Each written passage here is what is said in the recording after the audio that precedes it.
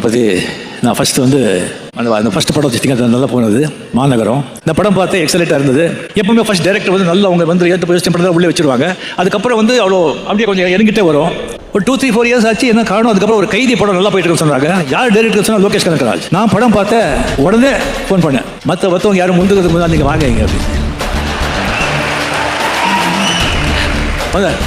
சரி வந்துட்டு நான் பார்த்த படம் ஒரு மாதிரி தான் இருக்குது, எனக்கு ஏதாவது சப்ஜெக்ட் வச்சுருக்கீங்களான்னு கேட்டேன்.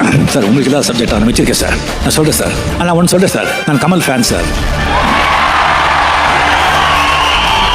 என்னமோ தெரியாத மாதிரி ராசியாக அந்த மாதிரி நெல்சன் வர்றாங்க, வீட்டில் நல்ல காஃபி கிடைக்குமான்னு கேட்குறாங்க. இவர் கதை சொல்கிற கேட்குறாங்க, நான் கமல் ஃபேனு சொல்லி நான் கேட்டேன்னா,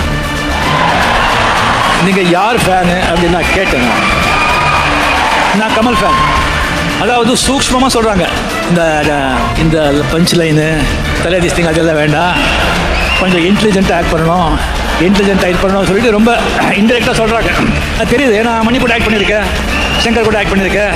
மணி சார் நாயகன் பண்ணி என் கூட பண்ணாங்க, சங்கர் வந்து இந்தியன் பண்ணி என் கூட பண்ணாங்க. Okay sir,